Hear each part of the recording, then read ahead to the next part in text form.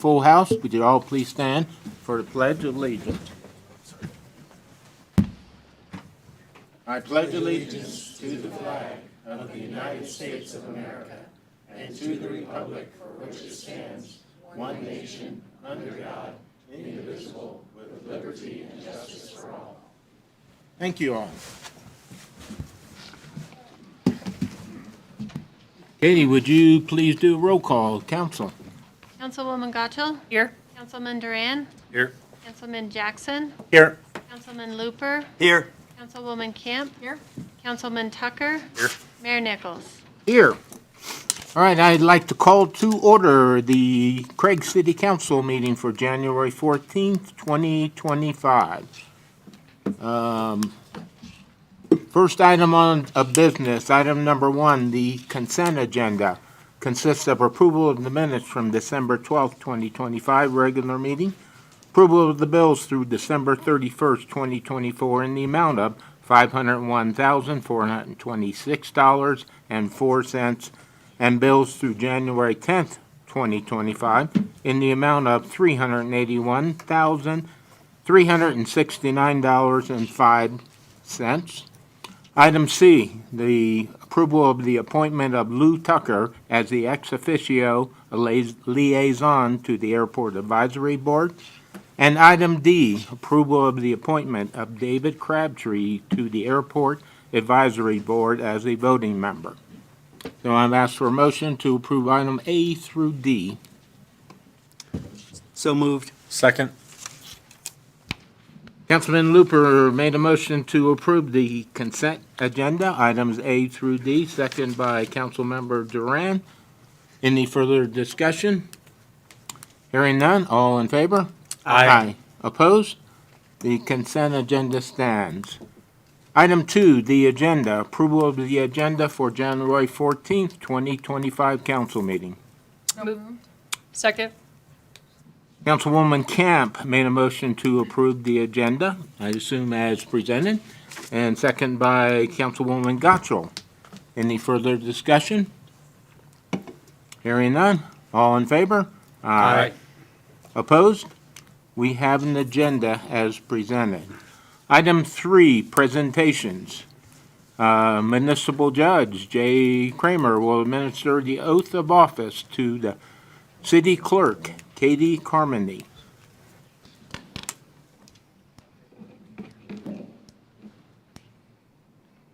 Please raise your right hand and repeat after me. I, Kathleen Carmody, I, Kathleen Carmody, do solemnly swear or affirm do solemnly swear or affirm that I will support and defend that I will support and defend the Constitution of the United States, the Constitution of the United States, the Constitution of the State of Colorado, the Constitution of the State of Colorado, and the Craig City Charter and the Craig City Charter and municipal ordinances, and municipal ordinances, and that I will faithfully perform and that I will faithfully perform the duty of the office the duty of the of office City Clerk of City Clerk upon which I am about to enter. upon which I'm about to enter. Congratulations. Thank you.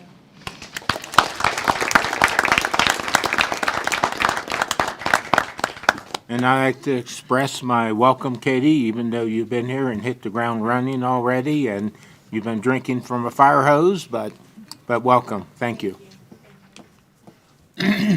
Item B, Chief of Police Mike Cochran will do promotional swearing in for Sergeant Brian Gonzalez.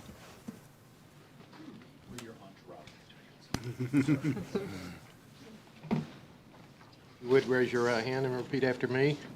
I state your name. I, Brian Gonzalez, Do solemnly swear or affirm do solemnly swear or affirm that I will support and defend that I will support and defend the Constitution of the United States, the Constitution of the United States, the Constitution of the State of Colorado, the Constitution of the State of Colorado, and the Craig City Charter and the Craig City Charter and municipal ordinances. and municipal ordinances, That I take this obligation freely, that I take this obligation freely without any mental reservation without any mental reservation or purpose of evasion, or purpose of evasion, and that I will well and faithfully and that I will well and faithfully perform my duties perform my duties as a sergeant as a sergeant for the City of Craig Police Department. for the City of Craig Police Department. So help me God. So help me God. Congratulations. Thank you so much.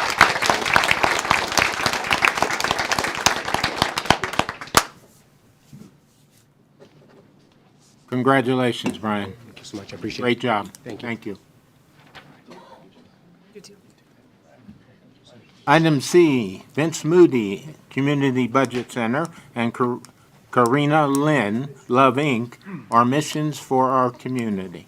It's actually Karina Browning, but we'll, Karina what, Brown? Browning. Oh, sorry, we have a misprint, but we'll fix that. Karina Brown, sorry. Okay, Mayor, council members, staff, thank you for allowing us to come and speak a little bit about our organizations. My name is Vince Mooney.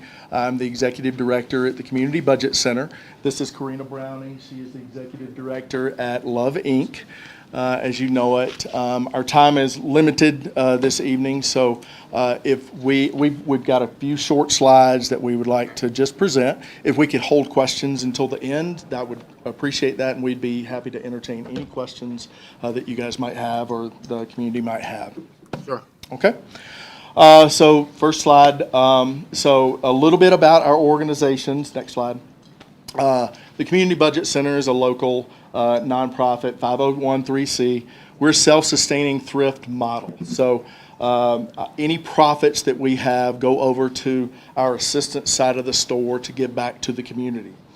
That feeds our assistance arm, which is also augmented by various grants that we apply for and achieve, also for emergency assistance or getting over the hump kind of emergency needs for community patrons. Our approach is coaching through life situations. That is understanding the situation, applying the right help or no help at all sometimes for those in need. Connect them with resources, whether that's financial resources or other resources in the community. And we approach things as a hand up, not a handout. We try to vet anyone who is asking for assistance to the point where we are seeking sustainability. Okay, next slide. So Love in the Name of Christ, as you guys know them as Love Inc. here locally, is also a local nonprofit, 501(c)(3). They're a nationwide Christian organization, and here they've got 360 volunteers, 17 partner churches, 60 partnering agencies, and 97 supporting area businesses serving Routt, Moffat, and Rio Blanco counties. So widespread organization for our community. They also have an assistance arm. They're focused on financial assistance for individuals and families that are facing crisis. They approach it with typically once per year per family help.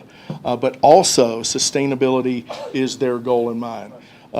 Us and the Community Budget Center and Love Inc., we talk, we chat daily, sometimes hourly.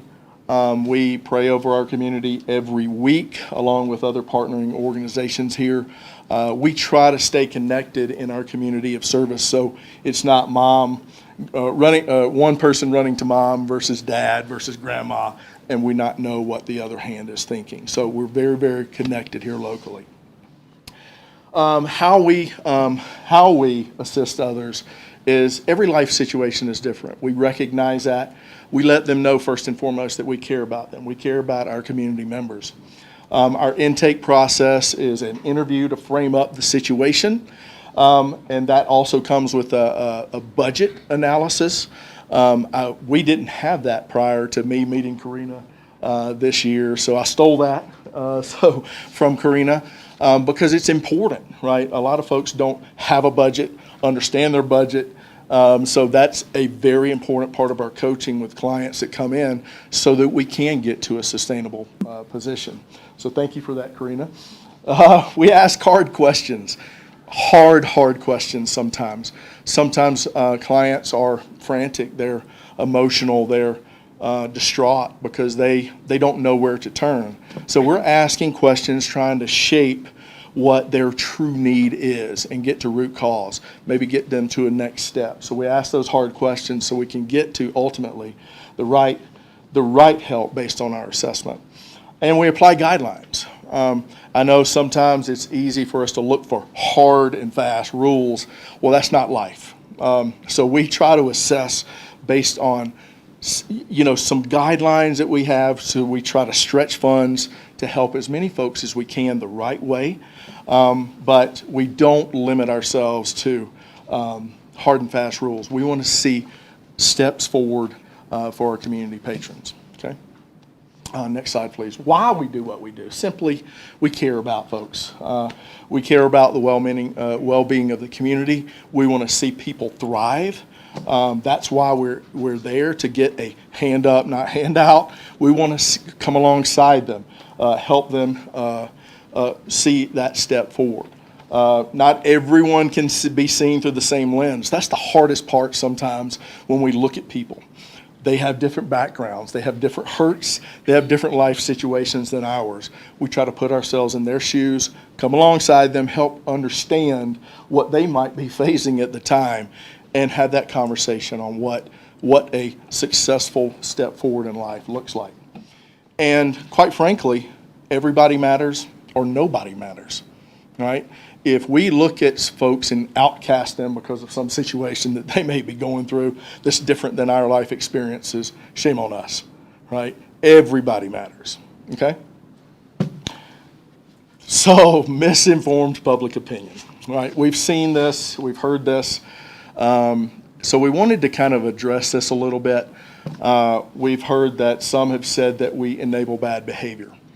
And we've talked about our approach is about self-sustainability, hand up, not hand out. We're not perfect. That's the first thing that we acknowledge. We're not going to be perfect in life. Somebody's going to slip through the cracks. Somebody's going to fool us, but fool us once, you know the expression, right? They're going to come back. They're going to be in the same situation, and it may be a no, right? In most cases, likely a no, right? We just try to get them to share honestly with us. We try to vet them as much as possible, but we're not perfect. But we don't enable it. We have sound processes now, procedures that we try to vet that as much as possible. Some have said that we're an easy mark.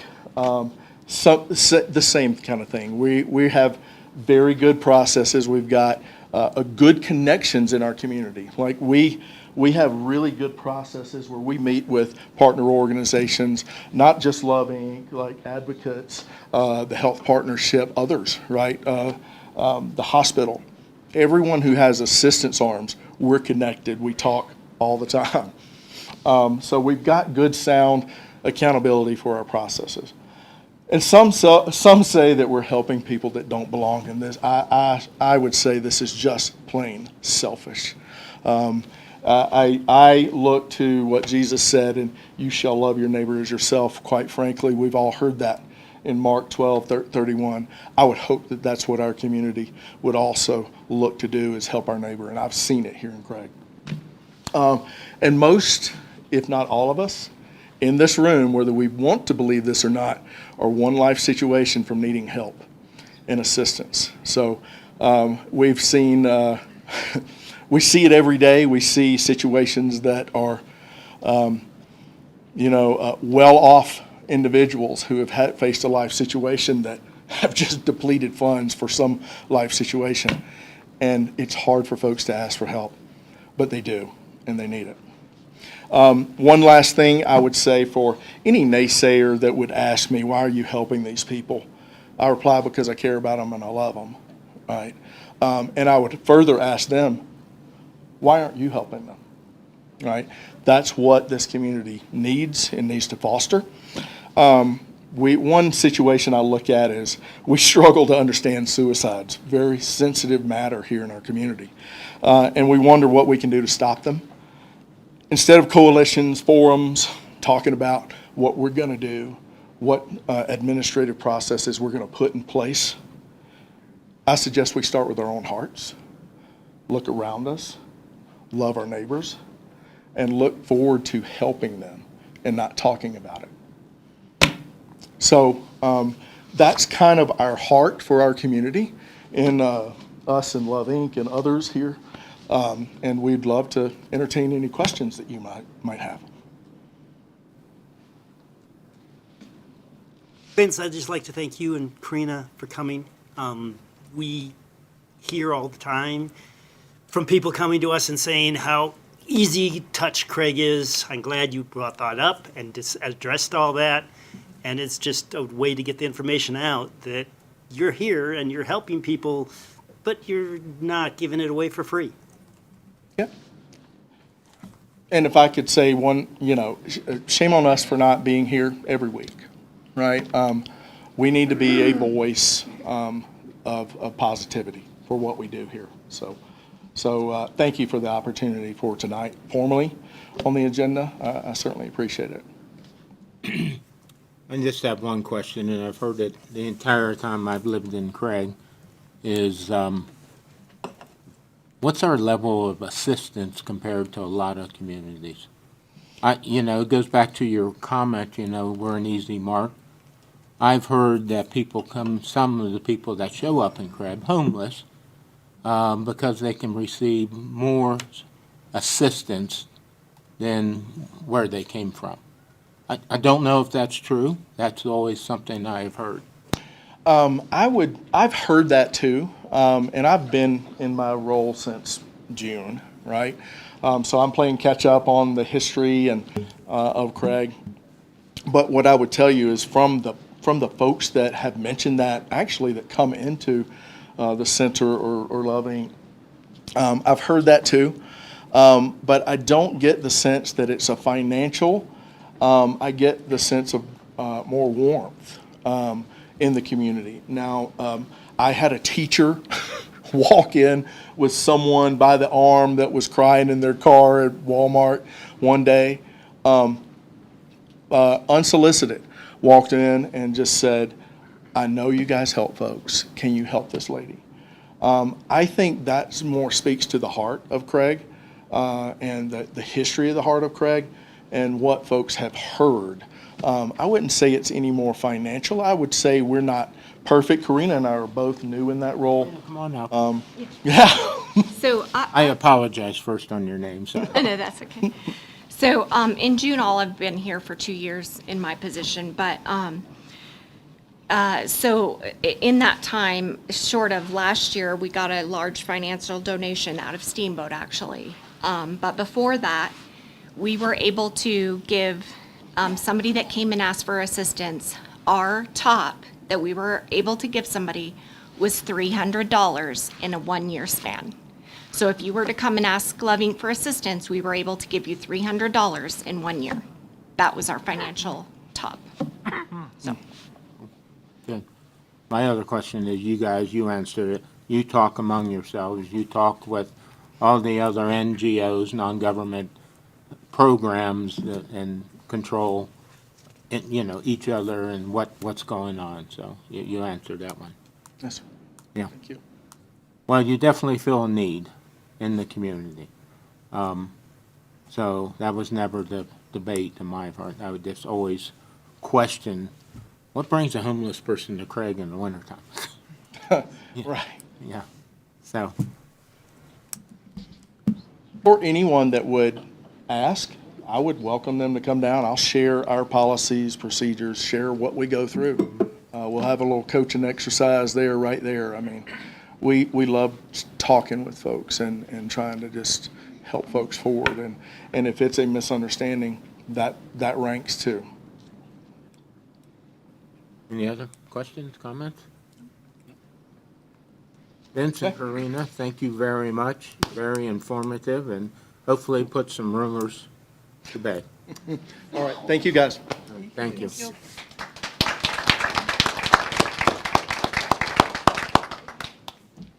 Item number 3D, Dr. Neal, Superintendent, Moffett County School District, to speak on Moffett County School District sharing facilities with the city. Welcome, Dr. Neal. Good evening, Mayor Nichols, members of council. I am taller than this microphone, so I'm going to move it up just a little bit. Broken. Oh, I did break it. That's a shared facility. It's a shared facility.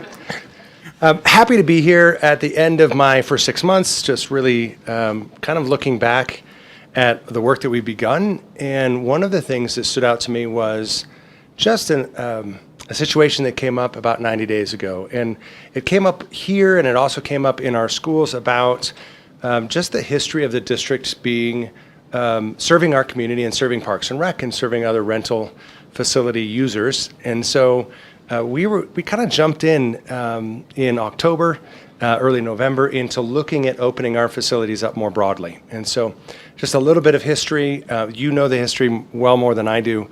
But when the district went from a 5-day school week to a 4-day school week, we stopped opening our facilities up on Saturdays and Sundays for most organizations outside of our district. And so the renting of our facilities, we actually downstaffed just from a cost saving standpoint at that point, and just didn't staff the opening of those facilities. And so through a lot of conversations in the community, we were pleased to kind of step up and to step into the new kind of era of renting our facilities 7 days a week.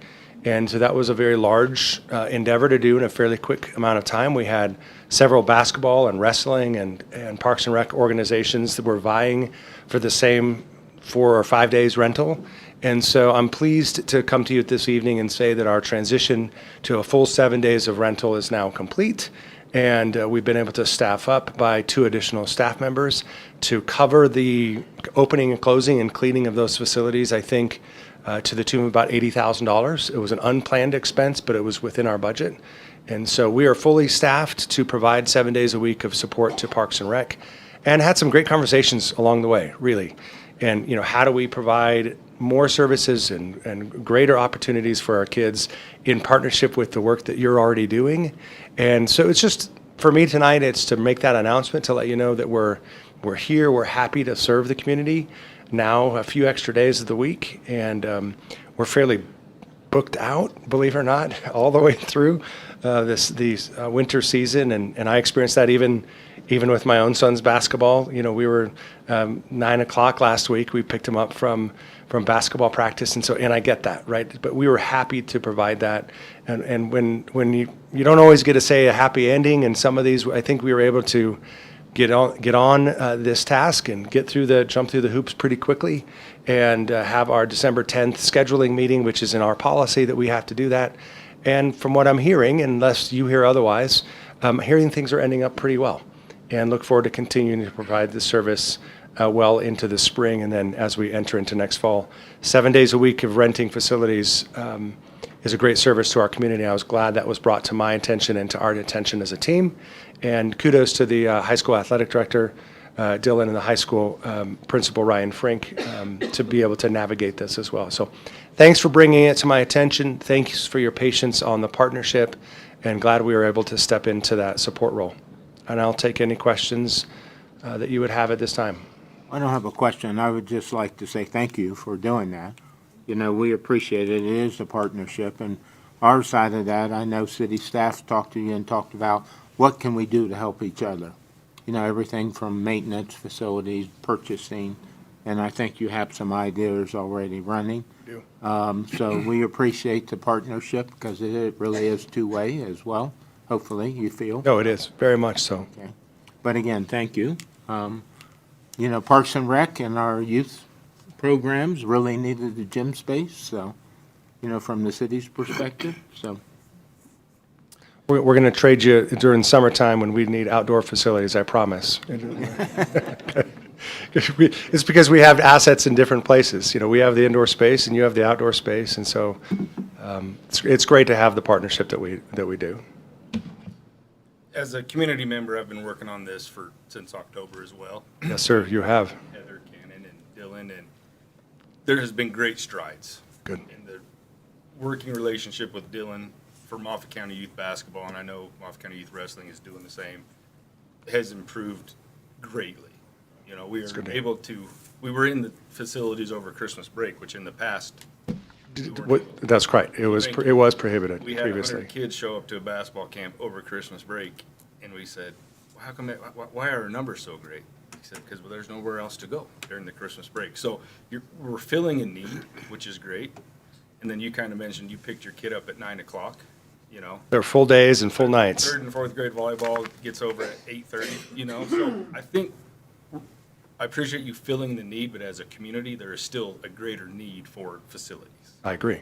So thank you for bridging us until we can hopefully make that step. And we're pleased to do that and continue in that partnership as well.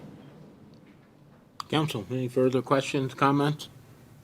Thank you. Thank you all for your support. Thank you, Dr. Neal. Yes, sir. You're welcome anytime. Give us updates on school district, what's happening, you know. You do, and I'll give courtesy to my board president, President Cannon. She gets the inside scoop faster than almost anybody. So thank you for sharing her as. Kind of like the mayor. She's got to, and so if it goes into any portion of her evaluation this evening, she serves the community well, even on our side as well. So thank you. Okay, thank you again. And item 4, city manager's report. Mr. Brixis. Yes, thank you, Mayor, and good evening, Council. We covered a few topics during the workshop, so I'm going to skip over those.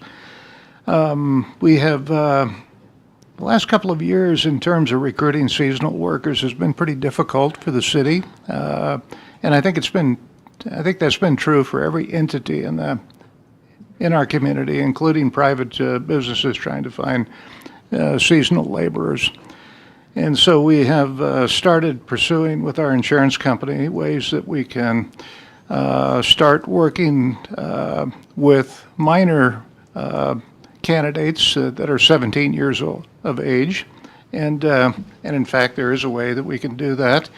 We have noticed that our workers' comp rates have been, our mod rate has been increasing as a result of a shortage of seasonal workers, and our, I don't want to say, I'll say aging workforce has had some issues in the field, and that's probably part of the reason for our substantial increase in workers' compensation costs this past year. And so we'd like to pursue this spring a more robust recruiting process where it includes minors as part of that process. Now we have to have a little different situation in terms of oversight, ensuring that they don't spend a lot of time behind a wheel in a vehicle, but they can operate power tools and mowers and that sort of thing.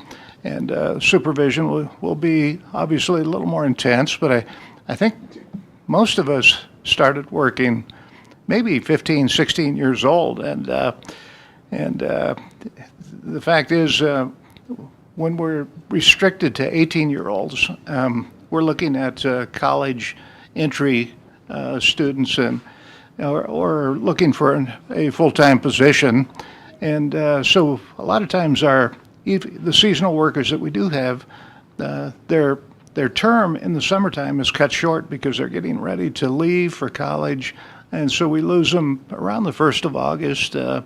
Or sometimes even sooner, and so that just puts more burden on trying to keep up with some of the tasks. And there's a lot of maintenance tasks, as you know, that the city takes on. Things like painting curbs and crack seal and chip seal and mowing, trimming. We paint facilities, we wash facilities, all those things that we need that type of worker to help execute those things in the summer. So I think you'll see us probably at the high school this year with our job fair, a little more robust in terms of trying to pursue the 17-year-old workers along with the 18. It's kind of a succession plan too. If you get them one year, you get an experienced person the next year, and then maybe possibly you get them the first year in their college education. So you might have a 3-year employee, which also helps a lot to have some of those repeat workers coming back. The other thing I wanted to talk about a little bit is the comprehensive plan. I think you saw that in my report, and it's been a considerable amount of time. We have a master plan that was developed by Moffat County and the city of Craig back in 2003. So that makes our planning process, even though that's not exactly a comprehensive plan for the city, that puts us 21 years ago. And then we have some individual plans. We've done a transit plan in 18. We've had a parks and recreation plan. I think we completed in 17. Wasn't that the last one we did? And, we have, but economic development's part of that process.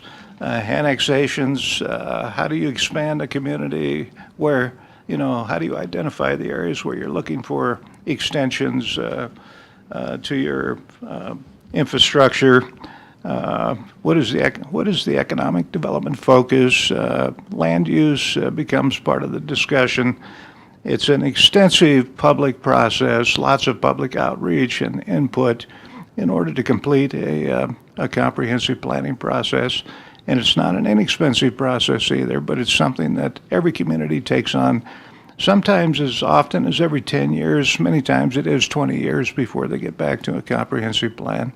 And it shouldn't be a plan that sits on the shelf. It should be something that you pull off the shelf when you're looking at new development or what the strategy is for a certain area of town. Not to say that it doesn't change in that process. I mean, that happens, but anyway, I think in conversations that were coming up, I don't know if we're going to talk about a strategic planning session here, but when we execute, when or if we execute a comprehensive plan, I think it's something that the city council should give serious consideration to. So, You want my input right now? sure. I think my perspective, the public input and what the community wants to see and the growth of our community is very important. I know we had talked about budgeting this for 26. I think we move it on to this year because we have many issues that are going to be coming to a head this year. Everything from housing to our regional transit authorities, Mountain Rail, push for more code enforcement, all these items, and I would like the community to have more say. So I would like to move it this year and just, move the funds around, appropriate the money. Was not budgeted this year, but I think we have the funds. I don't know what the rest of the council feels, but, I don't want to put it off for another year. I agree. I think it's going to be a long process. It's not something that's going to happen in 6 months. Right. And the sooner we can start that process, the more we'll learn and the more we'll decide, okay, what's a priority for the community and what's a priority for us and where do we want to go, not only in the next year, but long term down the way. And if we wait till 2026, that's another year behind us of guessing where we want to go, but not knowing for sure. Rest of the council, comments? I think it would benefit a lot of these advisory boards that we have. I take a look at economic development, for example. We ask them to come up with their vision, and so I think if that can all work together, Parks and Rec Advisory Board, they're looking at facilities, if it can be, we're asking groups for input. We might as well be getting input from the community as well as we're doing this and move forward with it together. So I don't have an issue if we have the money, depending on what the costs come in at, to really jump on it. I agree. Right. Yeah, I would agree. So, Peter, take that as start the ball rolling. Okay. We'll So- prove them. Right, the first step would be to put together a pretty detailed RFP with a scope of work, and probably talk to some of the other communities about some of their experiences with different companies and solicit that. And once we get a response from a group, then probably get the council together to interview those companies and their process. All righty, thanks. Is that all? That's all I have. Oh, okay. Councilmember Tucker, could you start us today? Yeah, we had airport board meeting last Monday. Final on the runway project. It sounds like we're $1 million under budget. So I'm hoping that'll affect the county and the city's funding of that. I'll know more at the next meeting. And also the airport board, we appointed one board member tonight, so we're missing one city appointee and one joint city-county employee, or city-county board member right now, so if anybody's interested, we need to, yep. We have one more, because we We need one appointed more one city. more we need to appoint, okay. And one more joint, so 2, yeah. But that's it.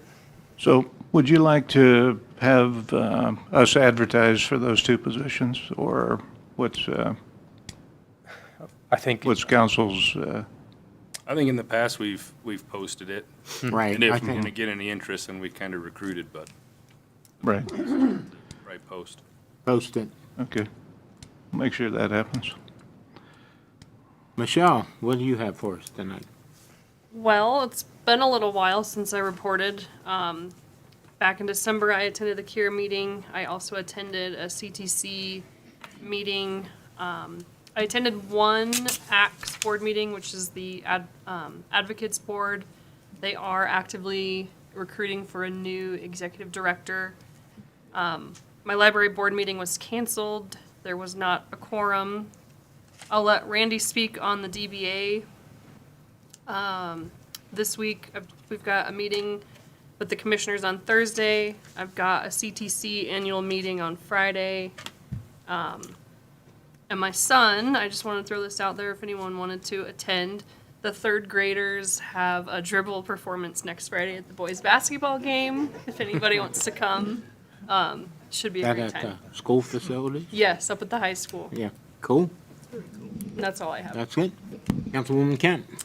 So I attended the LMD meeting just last week, and they did end up funding events to the tune of $88,000, which was a little above what they had originally budgeted. But you know, they certainly helped those events be successful in our community. So funding to the Balloon Festival, Whittle the Woods, the Coal Mountain Ski Joring, which is of course coming up in February. The Ride and Tie in July, and then Dinosaur had an event, and then the Fall Festival and some of the other downtown business stuff. So they do a lot of good with that money as far as helping those events, do some marketing and just getting the word out. And so that's, you know, one of the great things that LMD has kind of provided for our community. And then there will be some additional grant funds that will be available for like a project. If someone has something or a business, you can get the application information from Randy and submit that application if you want to be part of that process. If there's some kind of funding that the city can request, the county can request, individuals can request, depending on what that looks like. So just letting everyone know, of course, that will be up for renewal this year in November. And if it does sunset, and so if that does not pass, then we just will not have those funds to help, for future event funding and other community projects going forward. So just to make everyone aware of that. And that's it. That's it? Yep. Derek, before you speak, can you check your microphone? I'm hearing, I'm getting text, they can't hear you. So I don't know if it's Turn it not off. working, or, I don't know.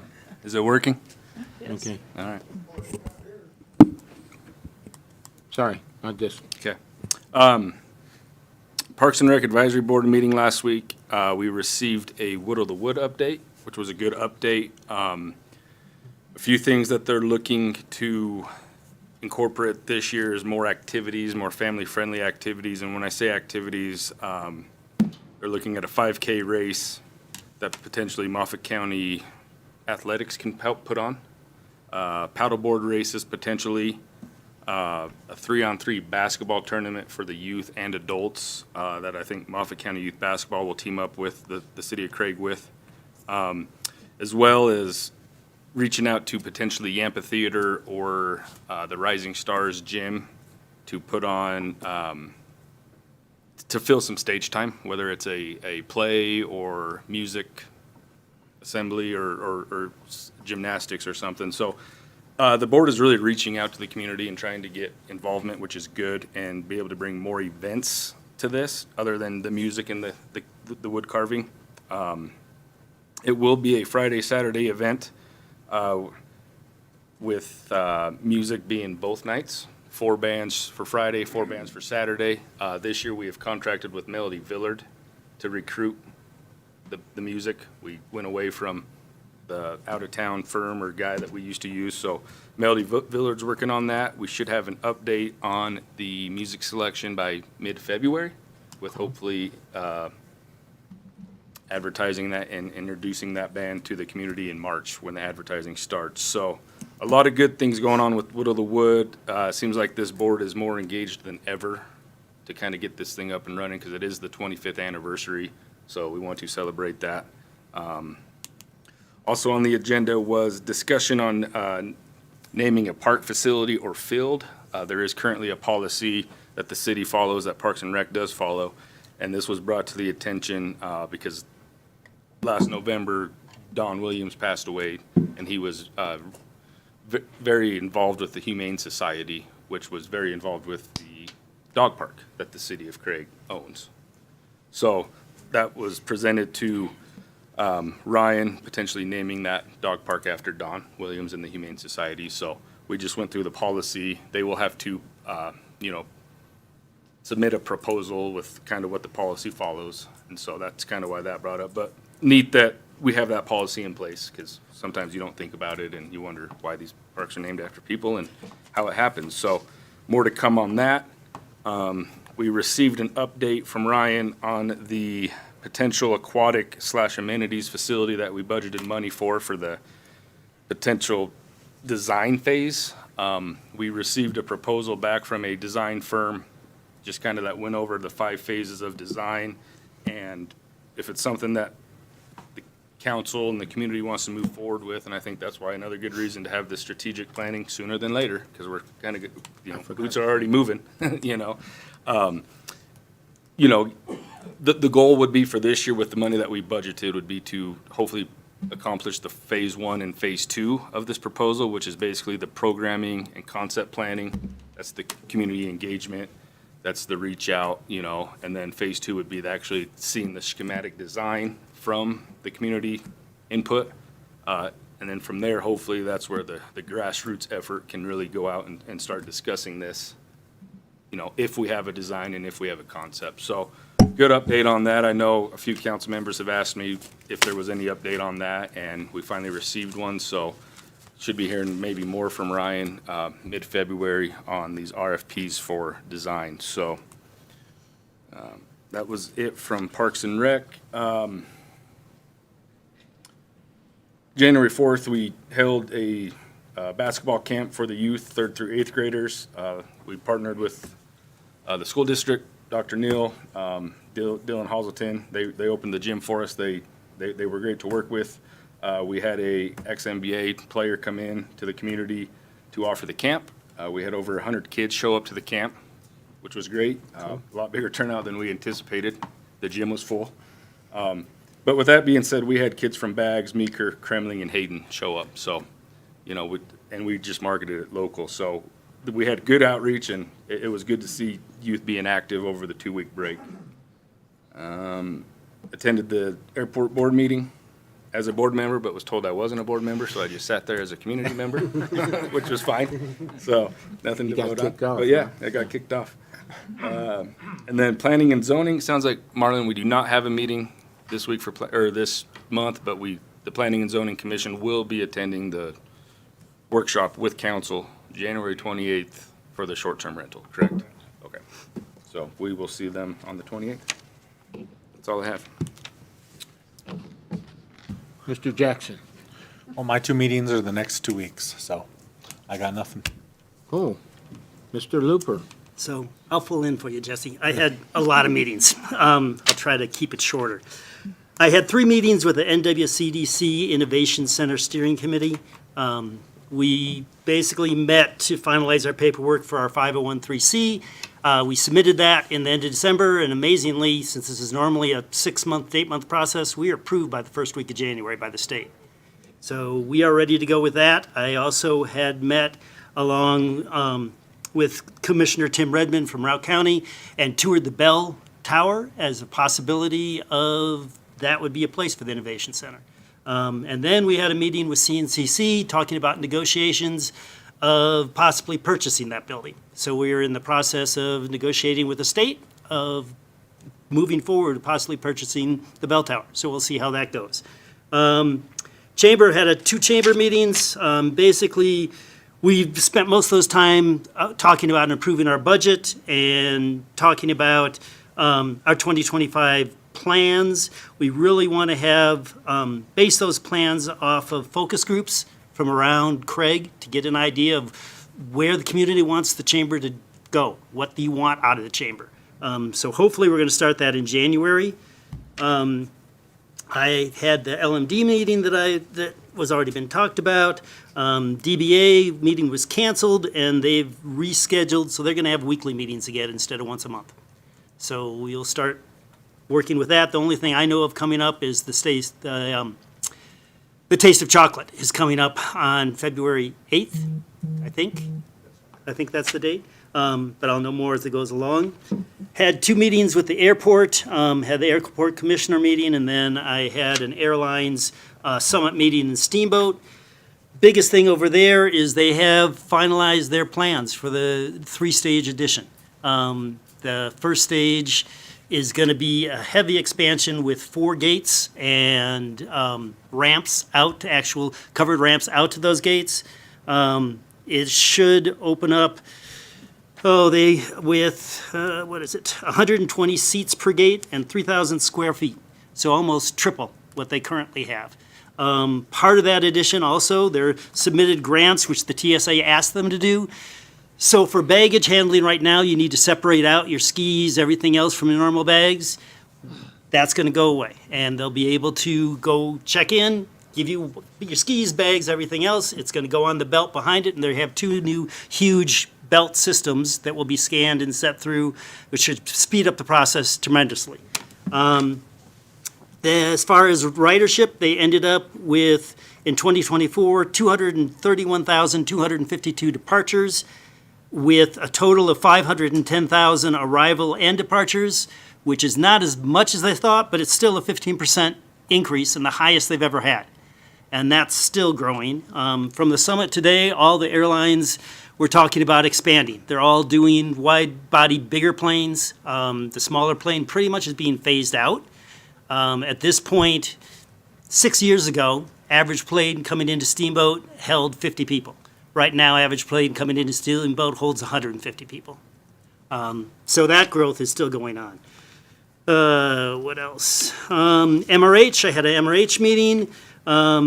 They talked a little bit about their new EMS program, that they're asked for grants from LMD and other things moving forward, and what the process will be with that. They had a discussion with Spa Country that they made a request for an easement. So where Rapid Care is, the building that used to be Yampa Valley Auto Body, Spa Country's bought that property, but it has no water. And so they had negotiations with the city on various things and have come to MRH to see if they can get an easement across the empty lot between Rapid Care and their property as far as water. So they're in negotiations and discussions with that. What else? RTA. Had 3 RTA meetings. Basically, we have done an RFQ and we've hired a law firm to move us forward to work on our intergovernment agreement, providing feedback from the various entities that will be involved with that. We also have a time frame for the first time with deadlines. By January 22nd, we need to have our basically notice to DOLA and the Department of Revenue that we are going to seek an RTA and move forward with that.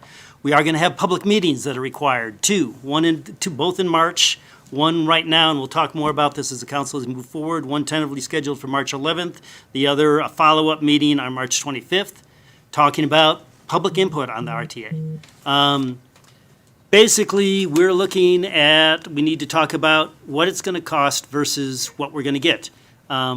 The intercity circulator is huge. Also, transportation out to Yampa Valley Airport and increasing transportation out to Steamboat back and forth. Right now, all 3 of those buses are full every single day. I mean, they go out, and by the time they hit Milner, there's no seats, pure and simple. And it's just something that we need as a community, and it helps us and it helps Steamboat both. Yes, it's going to cost, but basically Steamboat is going to pay for most of this. It's going to be a cost to citizens, but it's the advantages and the increase of Craig to grow is going to be huge. So it's going to be, we're going to have a firm coming into town from basically March through June, doing public meetings, doing outreach, explaining what the RTA will do, and trying to find out what you want to go along with it. So we're moving forward with that. I had a couple of Mountain Rail meetings. Basically met with CDOT twice, and it has not been finalized, but they have Craig on the map for a station. What a station will consist of, as far as CDOT is concerned, is a platform. So basically, the city will be responsible for much more than that, but it will come out, and they will have a platform for us to pick up and go out. And that's, right now, my biggest question with them to CDOT at the time was cost. Where's the money coming from? Because they're not doing federal. The two legislations that passed last year, they're expecting 200 to 300 million off of those, which is what's going to pay for the rail. Also, that will consist of, they're basically have not finalized, but are in negotiations with the UP on the Moffett Tunnel. That lease was a 99-year lease that expired 2 days ago. So they basically have come to a tentative agreement that will be finalized by May 1st, that there will be 3 round trips a day from Denver to Craig, of those, and the possibility of 4 round trips basically with a commuter line between Steamboat and Craig. It'll be a 25-year exclusive use, basically based on times. The Amtrak and all of the UP lines is separate from CDOT. CDOT negotiations with the state, that's not going to change what they're doing with Winter Park right now. It's going to be in addition to what they're doing to Winter Park right now. They're looking at, let me see what I have, that infrastructure costs, because they're going to have to do double tracks at times, they're going to have to do sidings. So they're looking at a cost sharing, of which UP will cover all the maintenance in the Moffett Tunnel and will do a majority of the maintenance and the building of these extra tracks that they'll need for the passenger rail in exchange for the use of the tunnel. So that's not been finalized. That should be, CDOT is hoping to have that finalized by May 3rd. Anything else? Everything else I'll let go. I'd just like to add, of course, for my list, council reports are pretty important at times. There's a lot of activities happening in the Yampa Valley. Council members and Randy went over several of them.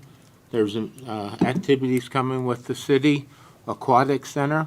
You will all have say in those down the road, the RTA, what level of service you would like to see and have. Rail will probably come to Craig, but what do you want? Do you want a station? Do you want that area to be developed? Do you want to see amenities there like a coffee shop?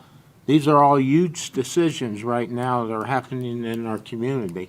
One other big benefit of Mountain Rail is freight. Craig and Moffett County has always been at a disadvantage for transportation, getting finished goods out of our community for a manufacturer. Freight will be another huge benefit of Mountain Rail. So, these are some very important subjects, and council, we all need to be together on this, with these. So just moving forward. So thank you, Randy, for all your work on these committees, because there's a lot happening.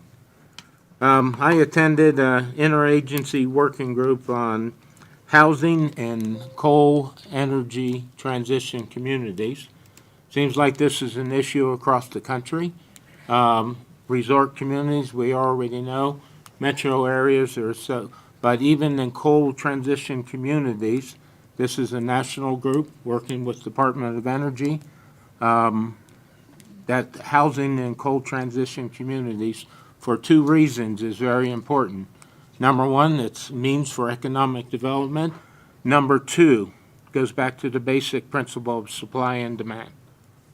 We haven't built new multifamily housing in this community for over 40 years. What we have, some of it is okay. Other of it is, I don't know who would want to live in there, but it's the only thing we have. So if you're complaining about rents keep going up, again, supply is low, okay, they can keep charging more and more for rent. We get more competition, that helps manage that rent increases. So housing is important. We need housing in our community. They just stressed that on that webcast I was on. Also went over several funding groups out there for grant assistance, but they emphasize the public-private partnership is the way to qualify for more grant money and to make some of these projects happening. So what we're doing is pretty much the same things they're doing across the country, trying to, get housing in their communities. Participated with Peter and Derek on the industrial park workshop. We had another one today, potential for another development happening. Randy didn't mention, but the LMD, the Chamber of Commerce, is working to promote a ballot initiative this fall or this November for a renewal of the LMD tax. The LMD tax is the local marketing district. Citizens of Craig do not pay that tax generally, unless you're staying in local hotels. But the visitors to our community is paying that tax. LMD has done everything from putting on our signature events all summer long. They funded groups like the EMS and their EMS program, Open Heart Advocates, City of Craig and our Whitewater Park. They funded many activities we have in this community. That is set to sunset at the end of this year. The Chamber of Commerce is working with LMD and the community to get the word out that we need to vote affirmative on that to continue the funding for activities. LMD has served a very strong purpose in this community, promoting activities and promoting Craig. Met with Peter and I and Shannon and a couple other city staff members, met with Bonnie Stewart and the new publisher. Bonnie's the publisher, but the new editor of the paper, John. Yeah. Charleston. And then we have our own Craig reporter now and Craig editor. Craig reporter, okay. But we met with them it was brought up at the last council meeting that we don't see a lot of info on what's happening in the city, what's happening around town. We've been short people and short staff. We have our own dedicated reporter now. And welcome, first of all, welcome to council. And then we'll have the opportunity to submit as often as we want to get it, I say bi-monthly, maybe monthly editorials for the paper. So they will print them. We're limited to 800 words. I did the first one, which won't be in Wednesday paper. It'll be in next Wednesday, about what's happening in town. So be on the lookout for that, and we'll have better coverage of council and other activities and other, hopefully, government entities in our community. I talked about the Wreaths Across America.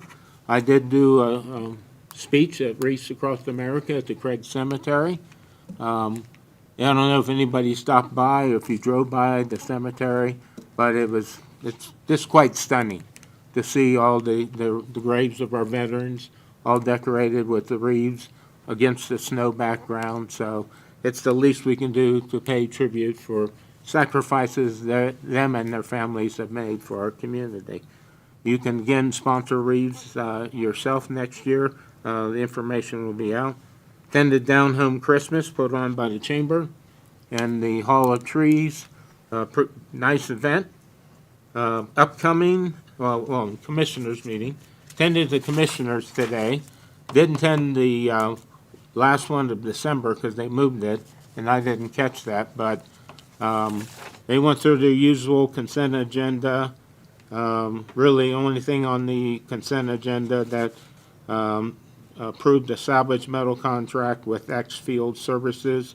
They were the sole bidder, but they approved their consent agenda. They filled about 10 volunteer county community boards positions. It's on their website. Other action or business they did, the Planning and Zoning Department, Candace Miller reviews the proposed zoning regulation amendments.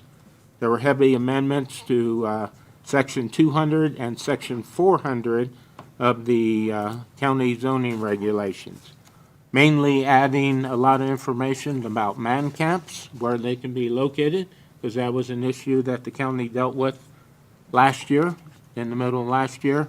And then more language to clean up abandoned vehicles, non-operating and non-licensed vehicles have to be stored out of sight. So made changes to several sections of their zoning regs. So those were proposed changes. They're going to vote on these changes on February 11th.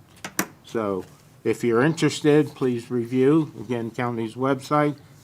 Candace Miller presented final payment for the airport contract, CR Consulting Contracting, that they seal-coated and striped. The final payment, their retainage, they authorized for payment. So Luke, I hope all that was done good. So, and then Fairgrounds, Kyler Scott requests waiving bid process for replacement of roof under the grandstands, $127,000 to put that roof on. So that was all their business they conducted. A couple of upcoming events for me. Next week, I'm going to Denver to see Colorado Municipals League for a Mayor's Summit. Hopefully, they're going to teach me how to run meetings, number one. Heather will appreciate that. Making sure I stay on track. And then several different seminars in leadership, building consensus among your council, working with the city manager, things like that. So it's a one-day seminar, but I will be down attending that summit. And then we want to put a plug in for Wednesday, February 26th, State of the Community, put on by the Craig Chamber. Tickets are on sale now. They will probably sell out, so if you're interested in going, and you get to listen to me for 10 minutes of a speech. So, Peter, write that down. I got it. And I think that's all I have. So, anybody else? Anything you forgot? No. Hey, let's move on to item number 6, public comment. Before we get started, public comment is time set aside for the citizens to address City Council on matters within the jurisdiction of the city. Each speaker is allotted 3 minutes to speak. Speakers may not cede their time to another speaker. The Craig City Council can only act on matters that are on the agenda, but may place matters brought to their attention at this meeting on future agenda for consideration. If you have documents to present to City Council, please provide a minimum of 8 copies and get them in before the beginning of the week ending before the next council meeting. So, with that being said, I'll open up public comment. Feel free to walk forward, state your name, your address, and welcome. Good evening. My name's James Robertson. I've lived in Moffett County all my life. My family's been here since 1870. But my deal today, a week ago Monday, I pulled up on Green Street to Highway 40, waiting at the stoplight. My side turned green, and a school bus run that stoplight, going eastbound. I was taking my granddaughter to school over at the Sunset School. I took her on into school, turned around and came back down Green Street going south. That very same intersection, I stopped. It turned green for me, and a semi pulling a propane trailer run the stoplight the other way. Now, if the city of Craig wants to make some money, put cameras at every stoplight in the city of Craig. And when they run the light, send them a ticket. Send them a ticket. Because every time I come to a stoplight and it turns green, I wait 3 to 5 seconds before I pull out. Because I know somebody is going to run that light.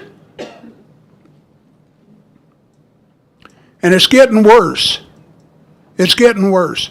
Every light in the city of Craig right now, if you were to sit there and watch, somebody is going to run that red light in either direction. And what my question is, are we going to wait till somebody gets killed by somebody running a red light? I don't want my granddaughter to die. And I know damn good and well you people don't want your kids or grandkids to die because of some stupidity. And that's me. I've watched this town go nuts with speed. I mean, I grew up here. I left Craig in 1968. There were 3,200 people here. I lived here. I knew everybody. I came back in 75, and there was over 12,000 people here. And all of them going nuts. It's crazy. And we need to slow this town down, especially the highways, because somebody's going to die before it's over with. And I'd hate to see it. That's my event. Thank you. Thank you, sir. Public comment. Next up, please.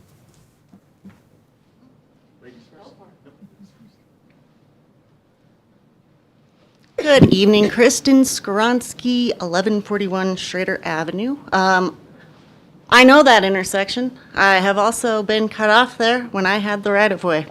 But that's not why I'm here tonight.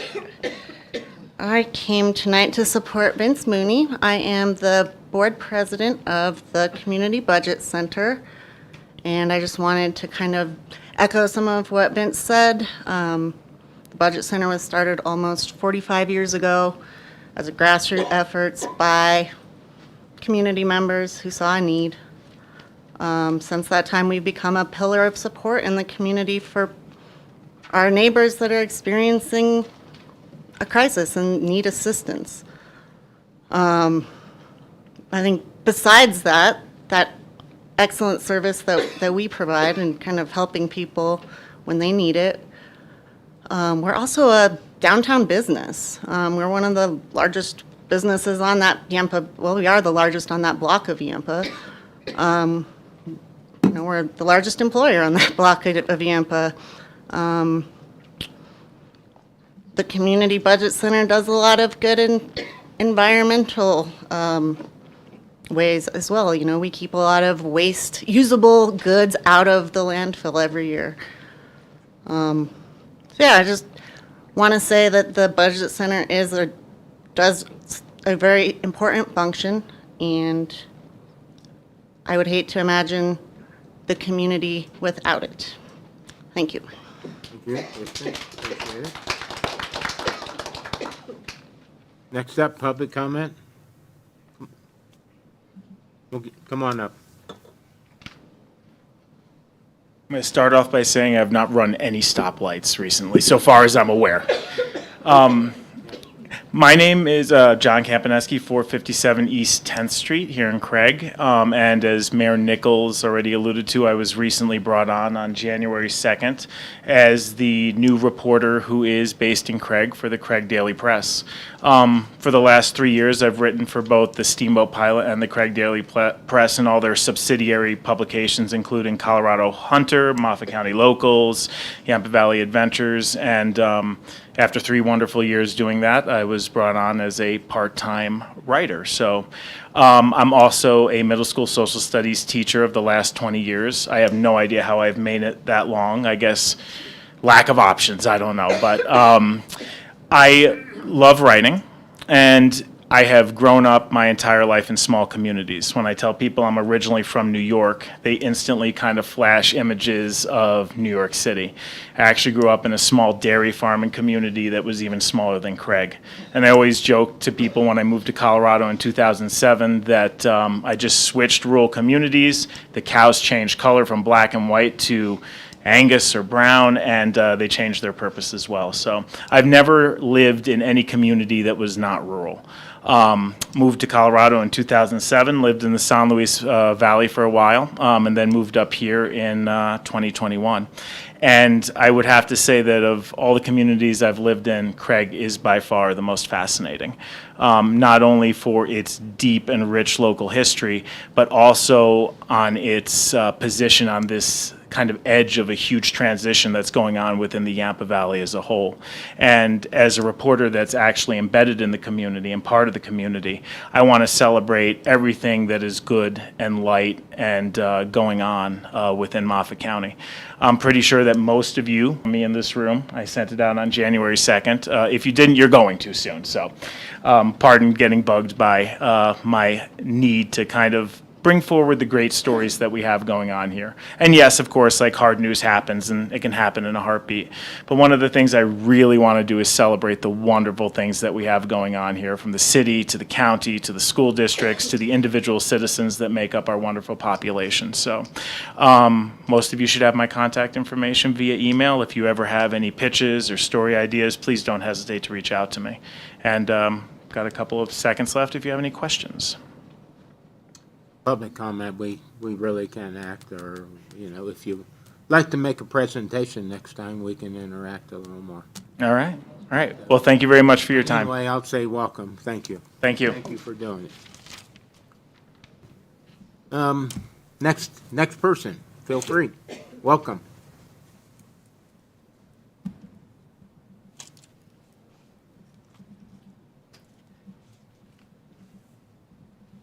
Good evening, Joanna. It's me again. Since our last meeting, I went and looked at some of the things that affect us personally, my husband and I's property. And I looked at the schematics and everything, and the land that you want to put that on is zoned light industrial residential, not high density. And that's what you're wanting to do, and it's going to be a mess. It's going to be a cluster. It's already a cluster. People have come to me and said, there's no sidewalks on 3rd Street. And so I kind of looked into it, and I thought, I wonder why that never happened. Well, I found out that the railroad they can come off that portion right there that's next to my house and go through there if they wanted to, because they have precedence over everything. And I just want to tell you that I don't think it's a very smart thing. There's people on Riverview that have come to me and said, why are they doing that? Because they're just going to funnel everything up 3rd Street, up to Riverview, into the stores at Walmart, and that's where they should go. But that's just too much traffic, guys. I mean, it is already dangerous. I mean, we see it all the time. We could sit on our couch and look out the window, because we have a big picture window. We can see exactly what goes on. People are going up and down.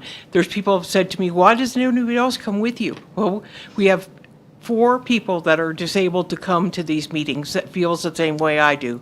I'm speaking in behalf of them. And I just wish you really, really consider this is not the location. I don't know if we need that big of a housing. I mean, 96 units, 3 stories high in there with 213 parking spaces. That's going to be a mess. It's going to already be a highway up and down that road.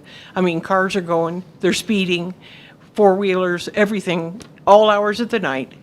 I'm just wishing that you guys would consider doing something different. There's other places. Thank you. Thank you.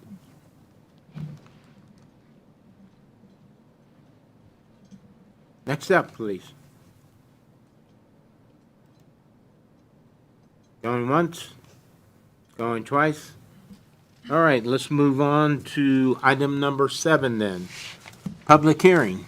Public hearing to consider approval of a conditional use permit application from Mike and Judy Ward to construct a 850 square foot accessory dwelling at 630 Ashley Road. We'll start out with staff giving their, background and information on this, council. And feel free to ask all questions. And then I will open it up for public. Come up and identify yourself again with your name and address. And we'll let you have your either for or against the project. So Marlon, would you start us off? Yeah, you bet. Mike and Judy Ward, who are here tonight, that can speak on their behalf here a little bit. They're requesting a conditional use permit to construct a new accessory dwelling unit. It's 630 Ashley Road. That's the property that Chet Acord used to have up there across from the cemetery. Most of you probably know the big buildings he had there. So they're proposing to put an ADU in the upper end of one of those large buildings he used to keep his cranes in. And so ADUs require a conditional use permit currently if they're in a residential low-density neighborhood, which that is. All the other residential zones allow them as a use by right, but low density, it's as a conditional use to make sure we're not, causing issues with neighboring properties and that sort of thing. So anyhow, so the scope of work, pretty much you're looking at doing an 850 square foot ADU, like I say, in the upper end of a 30 by 70 building. The building was built back in 2006, so I have all the soils test and engineered foundation still in our file. So it meets all the requirements for frost step and that sort of thing to be a adequate building to put living quarters in as far as those items are concerned. And our maximum for ADU is a maximum of 850 square foot, which is what they're proposing, or 50% of the size of the primary residence, minus any garage. And so the existing residence is over 2,000 square feet, so the ADU falls well within that 50% rule. Now utilities, our ADU criteria state that a detached ADU has to have its own water and sewer tap and service line. They are proposing to do a new service line that goes over to the sewer main that's on the east end of or the west side of their property, doing a 4-inch sewer service there. That'll take a tap permit, fee paid, and everything. It obviously has to be approved by Carl and the wastewater department and that sort of thing as far as the logistics of making sure it's going to function prior to this being done. But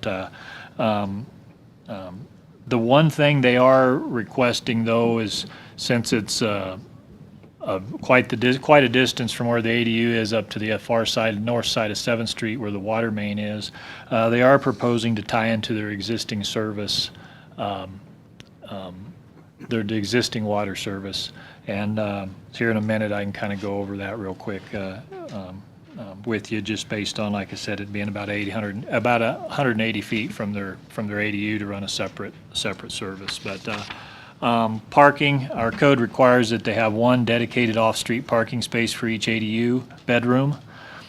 They obviously have plenty of room for an additional 2 parking spaces. And if you look at the actual drawing, the picture, I don't think we have it up on the screen, but if we can get it up on the screen there. So this shows it's on about a 3-acre site there. So they're pretty much in the middle of it. So the little yellow area is where the ADU is going to be built, proposed ADU, and then the blue area there is where they're proposing to put parking. So obviously, as you can see, it's not intrusive for any other adjacent property owners there. So it meets parking requirements. I did put a legal notice in the newspaper on December 4th, and notification letters were sent out on November 27th to all the property owners within 150 feet of their property, and I've heard no comments or concerns from any adjacent property owners. And so as far as the recommendation there, you can see they had no issues with any of it, except for they had a pretty long discussion about the service line, whether it set a precedent, that sort of thing, based on what our code says. And as you can see there, their recommendation, they made a motion to recommend to City Council to approve the conditional use application for an ADU at 630 Ashley Road with the condition that city staff confirm that the existing water service is adequate to supply water for both the house and proposed ADU. If not, a separate water tap must be installed and a capital investment fee shall be paid. And they unanimously voted for that, to approve that motion. Now, since that meeting, I did verify the water service size it's an 1.25 inch HDP line to the existing house, the current house.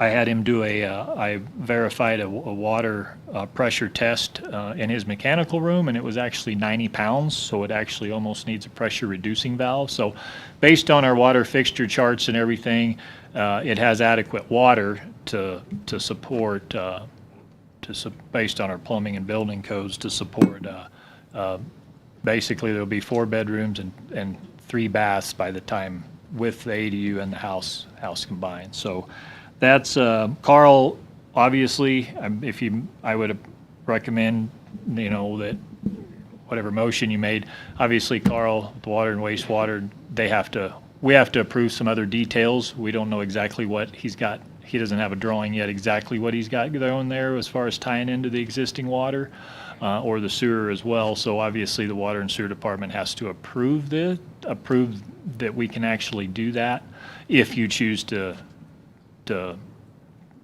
of take P&Z's recommendation and go that route.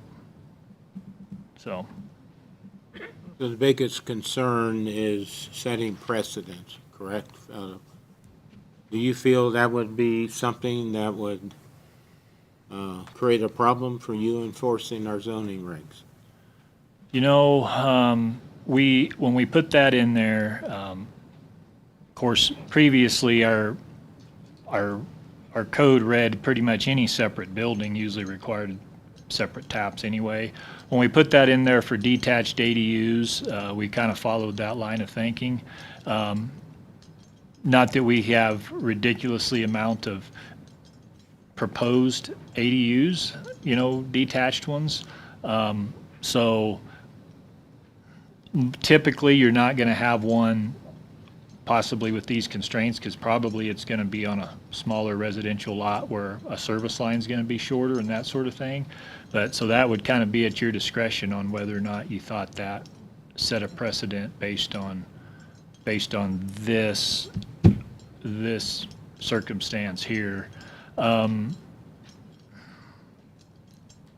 So yeah, I don't know. Like I said, I don't know that we'll see a huge influx of detached ADUs. This one makes good sense because the building's already there.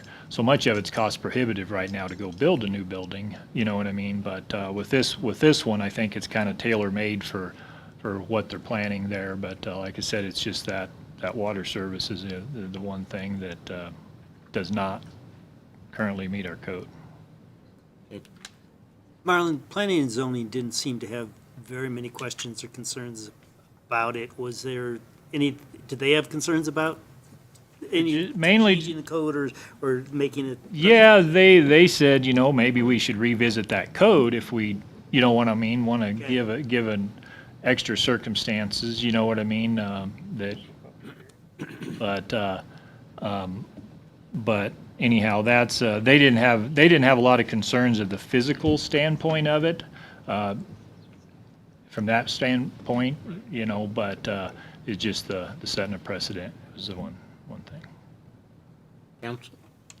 I think with it being on 2.2 acres and 7 acres around, I think the precedence is kind of eliminated, from my opinion, on being involved with planning and zoning. Now, if it was a tight neighborhood and we were looking to approve this, yes, I think that would be precedence, but with the large acreage around.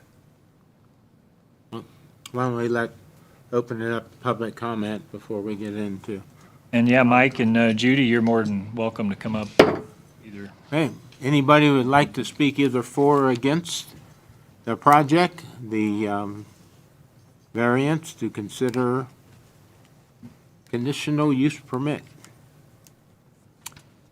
So Mike and Judy, you want to come up and add anything, or?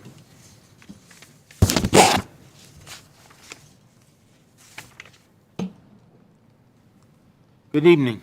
Good evening. Thank you, Mayor, Council, for having us tonight. Yeah, we're just super excited. We're new to Craig. Moved here in July. Yeah. And we're going to put our daughter and granddaughter in this ADU. We think it's great use of the land. Fits the regs real well. The water, I think this is really one of those instances where common sense should play into effect here. We'll have to go up the hill, across the street, do a street cut, just to get to water when we already have the service there. So it's kind of one of those, you know,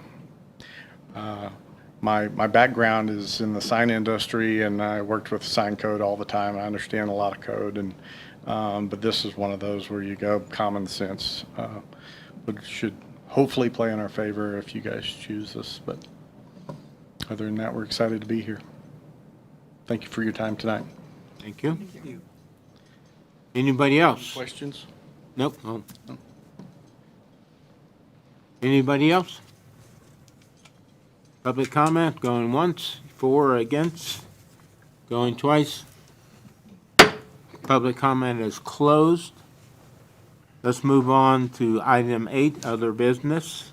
Item A, City Clerk Katie Carmody, Resolution Number 1, 2025, a resolution designating the public place for posting notices according to CRS 24-6-402, subsection 2C.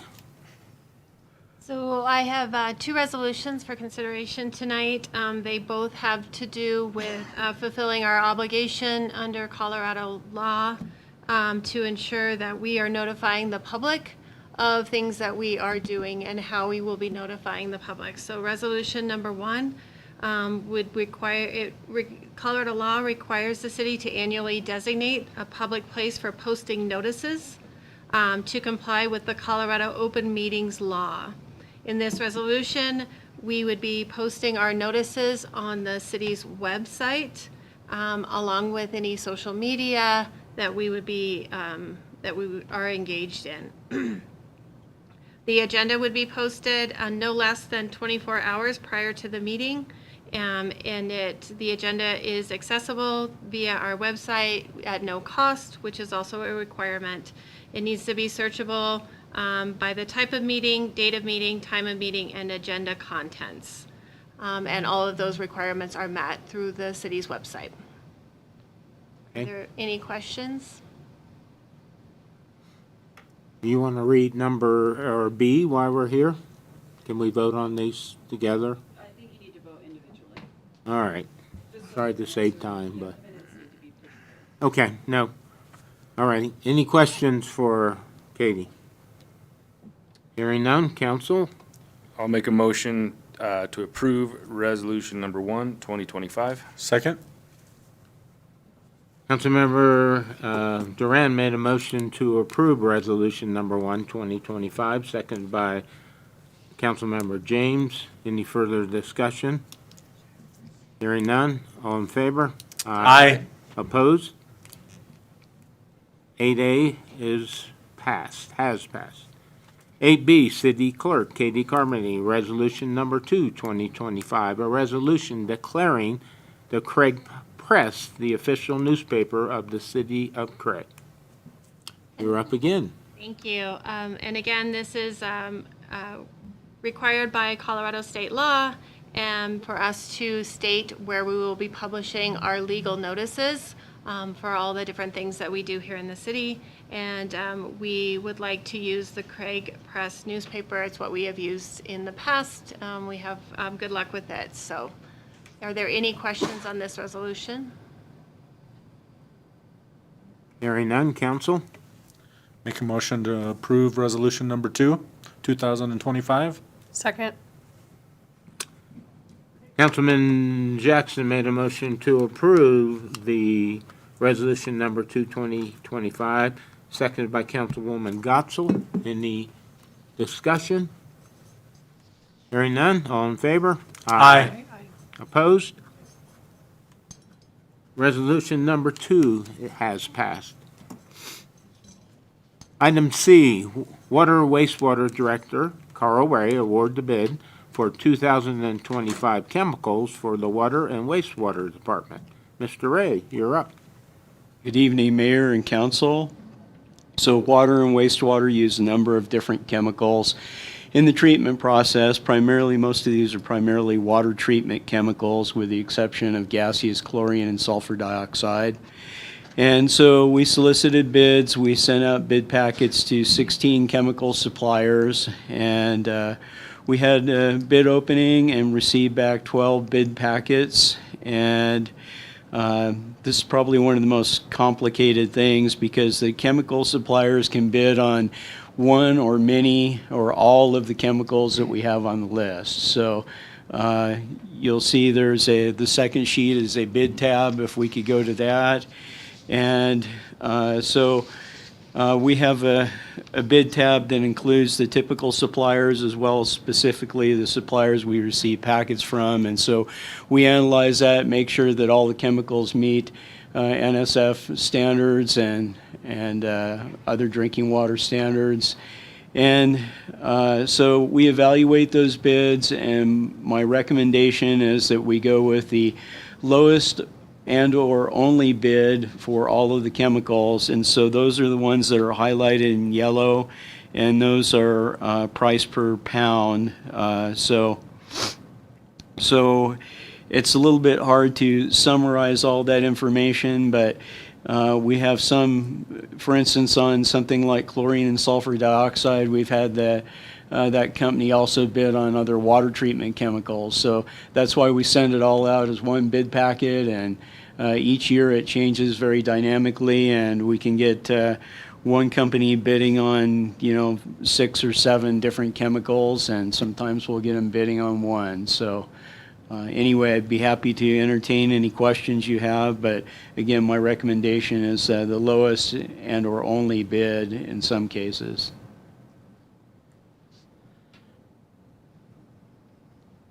Okay. Any questions for Carl? Okay, hearing none. Council, what's your pleasure? I'll make a motion to approve the bid from multiple people from the 2025 chemicals for water and wastewater department based on the lowest bid or the only bid. Second. Councilmember Looper made a motion to approve the low bid for the chemicals, seconded by Councilwoman Camp. Any further discussion? Hearing none, all in favor? Aye. Opposed? Passes. Thank you. Item D, consider approval of a conditional use permit application from Mike and Judy Ward to construct an 850 square foot accessory dwelling unit at 630 Ashley Road. So, unless you have any other questions for staff or the applicant, what's your pleasure? I move to approve the conditional use permit application from Mike and Judy Ward. Second. Yeah. Looper beat you just by a hair. Just by a hair. Okay, I have a motion from Councilwoman Gottschall to approve a conditional use permit for Mike and Judy Ward at 630 Ashley Road, seconded by Councilmember Looper. Any further discussion? Nope. All in favor? Aye. Opposed? It passes. Item E, City Attorney Heather Cannon to present for approval a nullification of Councilwoman Andrea Camp's vote on Ordinance 1161, 2024 during council meeting on December 10th, 2024 due to a conflict of interest. Thank you. Lot of explanation. There was plenty of explanation. I think I've had conversations with each of the council members about the situation. Councilwoman Camp inadvertently just didn't realize that she was involved in a transaction that she should have conflicted off. She recognized that after, and so the step that I suggested we take is to simply vote to nullify her vote on ordinance 1161, which would result in a 6-0 pass. So that's effectively what I'm proposing to council tonight. And that was ordinance pertaining to non-conforming uses and modifying that section. And Correct. it passed Title, I think it was 7 Title 16. Yeah, passed 7-0, right? Correct. Okay. Any further questions for staff? If not, your pleasure. Make a motion to void, nullify Councilwoman Andrea Camp's vote on ordinance 1161, 2024. Second. Councilmember Looper made a motion to nullify Councilwoman's Camp vote on ordinance 1161, seconded by Councilmember Duran. Any further discussion? Hearing none, all in favor? Aye. Opposed? It passes. Okay, moving on to item 9. Discussion regarding potential 2025 formal strategic planning session. You covered part of that in your report, Peter, and you have more? Well, I guess actually, I think the conversation was whether we're planning to continue with a strategic session or to move forward with pursuing a comprehensive plan to accomplish that same goal. My only problem with waiting for the strategic plan, it's probably 9 months out. You think? That's probably 60 days out to get a RFP and a response. Yeah, So, 45 to 60. and I'm not sure where council stands on some of the items we discussed tonight. I don't know if it's a workshop to kind of get our heads around and understand some of these items, or? My only concern is, I think comprehensive plan we need to move forward with, but Right. strategic planning, if I'm going to meetings and talking for the council on various things and not really knowing if I have the support of the council, it's something that'd be nice to know. So, what was council, you agree? 2 separate issues? We need to. We'll try to get something scheduled on a workshop to, at least among ourselves, understand more about RTAs, what that is. You had the report that was in your packet. If you want to read all 122 pages, there is a summary in addition to that that kind of breaks it down a little better. But I think we need to be on the same page, too. Is that, do you think that's kind of a longer 3 to 4 hour kind of approach with subject matter experts coming in on different topics? That would help. That would help. It might take us a little while to get put together. Well, when you can get it, and try to get people lined up, let us know, give us a couple dates, and we'll see. Okay, could use some input on the topics that you think are pertinent, all of you. If I think your list is a great starting point. Okay. You just read. Okay. You agree? Yeah, I think just adding maybe updates on some of the projects that are in process, so that we can, when we get asked, it'd be good to know. like the Yampa River Corridor project or Trails, Woodbury and trails and. Trails Master Plan, that sort of thing. Okay. Yeah, just so we Yeah. all can Mhm. have information. Okay. Anything else? We good? Item 10, staff reports. Finance Director Mindy Elliott to present financial report for the November 2024. Good evening, Mayor and Council. Your packets included the financials through November. I also gave you a summary sheet, just kind of summarizing real quick where we stand, and I'll just kind of run through them real quick here. We are still continuing to see a downturn in sales tax. All communities, we've seen this through the listserv, it's all running about the same percentages across the board between their 2023 actuals and what they projected for 2024. We are doing a soft close of December this week, just so we can kind of see. So the sales are only through October, they're a month behind. So we're just now getting in the November numbers this week. So we'll look at that and evaluate where we're standing with that. We won't have the December sales until February. So that's when we'll be presenting the December financials, will be in February.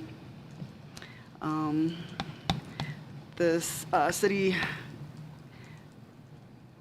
sales tax graph, again, same that we've been seeing month after month. The majority of the categories are down, with the exception of retail grocery, and retail sales are up. In water sales, compared to 2023 and 2024 budget, we're running above average. Same with wastewater. And pretty much across the board, solid waste, the construction dumpsters, and these are all numbers through November. Collection fees, 2023 actuals to 2024 budget, we're up. And on collection fees and the landfill fees, we are at the same. We've been above 2023 actuals and to what we had budgeted. The general fund, through November, we've received about 67.9% of the revenues that were projected. Expenditures were at 84% of what was projected. Capital is at 44%. Ending fund balance through November, $21,782,416. Below that on your summary sheet is a revenue detail that shows by category, taxes, licenses and permits, intergovernmental charges, fines, miscellaneous contributions, and other, where the percentages are. Some of them are lower, some of them we actually have exceeded what was budgeted. In the capital projects fund, we've received 92% of our revenue and expended 72% of what was budgeted, with an ending fund balance of $512,892. The museum fund revenues were at 96.7% of what was budgeted and expenditures at 86%, with an ending fund balance of $516,054.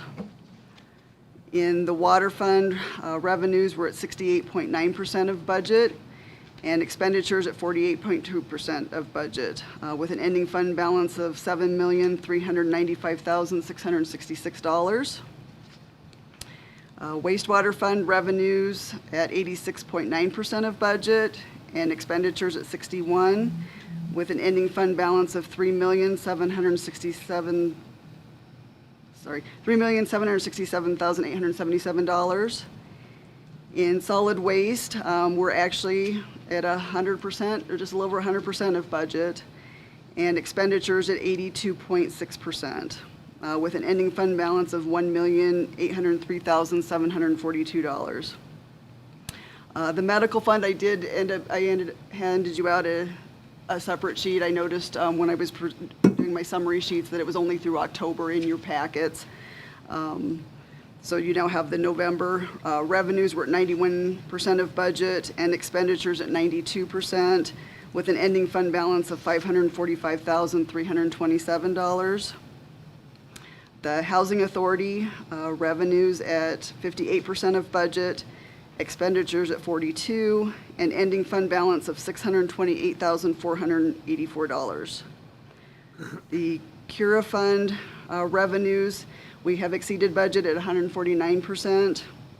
expenditures at 91.6%, and an ending fund balance of $167,715.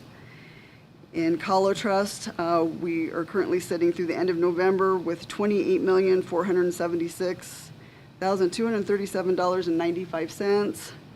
And at C-Safe, we have $213,570.36. The end of your packet has the capital outlay and where those stand through the end of November. And do you have any questions? What did we budget sales tax for 25?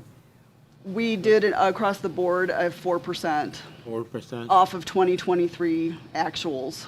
That was recommended through listserv. That's what the majority of the rest of the Colorado municipalities were doing with their budgeting as well. It looks like we're heading that direction, so that's our largest source of revenue, so. Correct. Any other questions for our finance director? Hearing none, let's move on to Police Chief Mike Cochran to present police report for December 2024. Good evening, Mayor and Council. You have your packet, should be in front of you, of the increase or decrease in calls. I'd like to update you on a couple of things. I know we had spoke last year about the potential of losing some folks. And as of this week, we are down 4 with a 5th that we will lose next week. Luckily, we have 2 that started the academy the first of the year.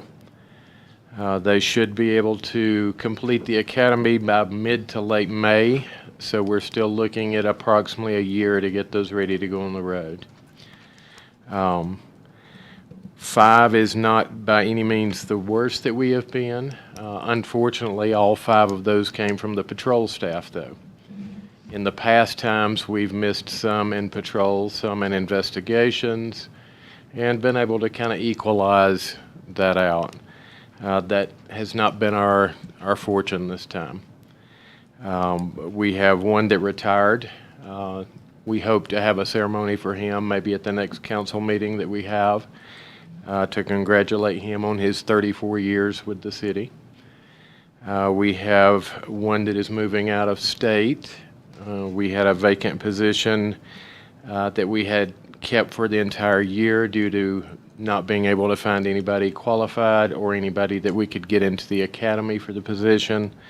And we had, 2 that transitioned to a different agency or out of the business altogether. So with that, be patient with us. It's a difficult time. I can tell you that we are not the only agency that's short-staffed. All of our surrounding agencies are in the same boat we are, and some of those, as you're aware, back to our east a little bit, pay much more than we do, but are still in worse shape than we are as far as manpower. December was a tremendously, wrapping up a tremendously busy year. With that, if you want to look at the numbers, the ones that I'd like to point out is our traffic enforcement and summons issues. Those are up 26% over 2023, and those have risen every year to record numbers yearly on those that we're able to do some enforcement with. We only break those out into speeding citations, DUI citations, and then total other citations. We could have a list of over 100 different charges that we have, but we just can't see any need in doing that. So again, up 26% over 2023. December over November was down slightly. It was down because we have holidays. Again, in December, we fell another employee, and we have a lot of people that were out on vacation trying to get rid of their excessive vacation accruals in the month of December. Other significant numbers, if you'll go down to total incident count, this year we have fallen year to date 13%. Some of the explanation for that is that we changed the way we count those incidents, and I think we discussed that some in the budget. We've discussed it at several of the council meetings. And one of the things that helps with that instant count is something that council did several years ago, and that was the MDTs. So that cuts our incident count down because a lot of the stuff we're able to do in the car without creating a trail that we have to pay for on that one.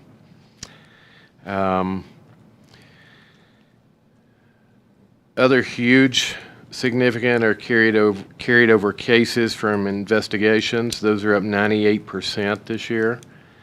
Those cases become more complex. They require a lot more investigation, which means with 3 detectives, those have to carry over in month after month and year after year. Code enforcement, a lot of those that we calls for service and animal calls. We had some illness in December. Again, we had several holidays in December, and we had some vacation in December. Luckily for us, December is usually our slowest month in that area, so it's time that we can afford. You can see the animal calls or animal complaints responses stayed up and equal with November. I think over the past year, we've only seen an increase in those. Any questions on the hard numbers there?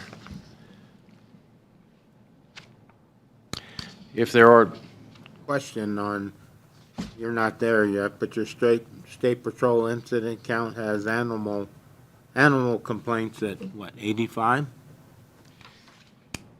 Next page of the, if you're talking about the second page, yeah, state patrol incident count.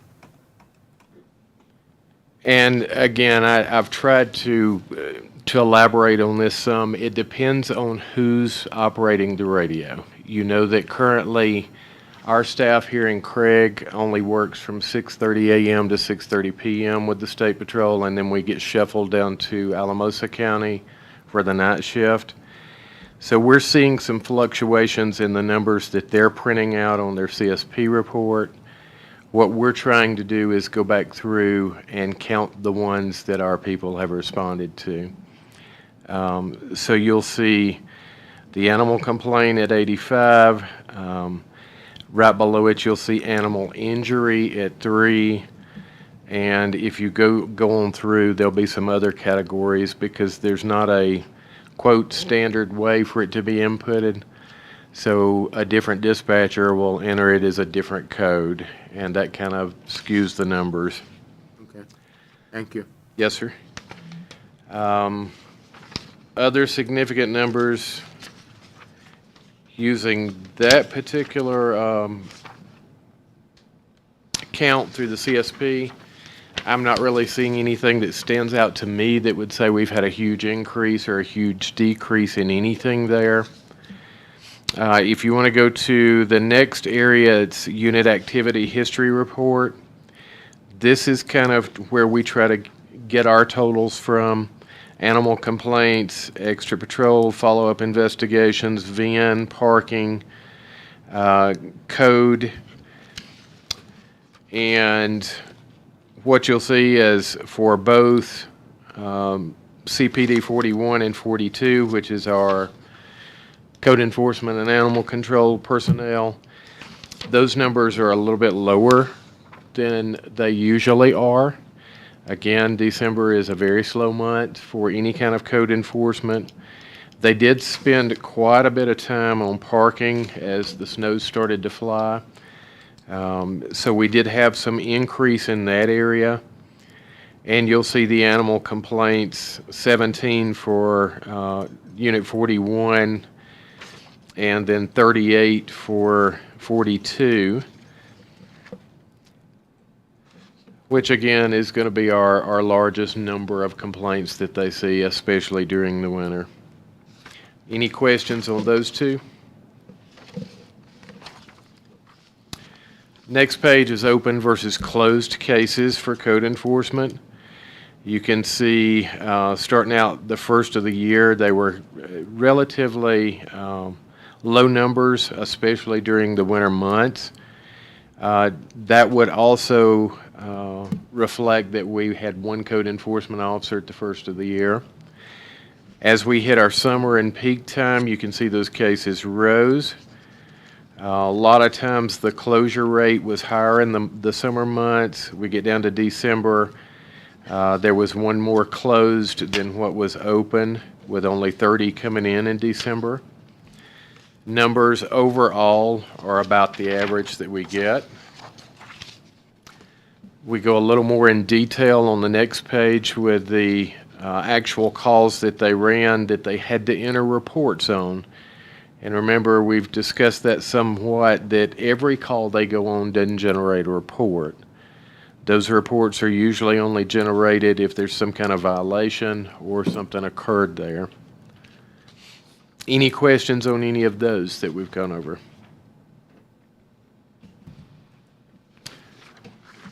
Okay, the last area is the response time and time summary. Again, we try to break it out as to what we're spending the time on. Give you a little idea of what we're spending the most as the incident count goes down, and some of that's by us being able to perform stuff in the vehicles now. The other thing that happens is you'll see the time go up that we're tied up on those calls. And this kind of reflects that based on the top call. And this is an average based on the number that we might have had for the month of December.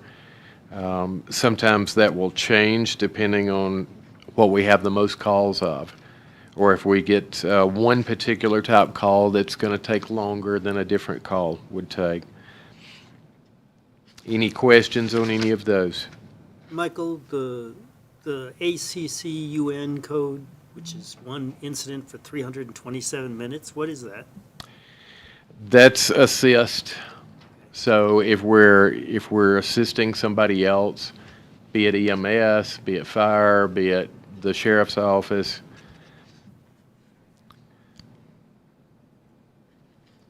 I was going to ask that question. Thanks, Randy.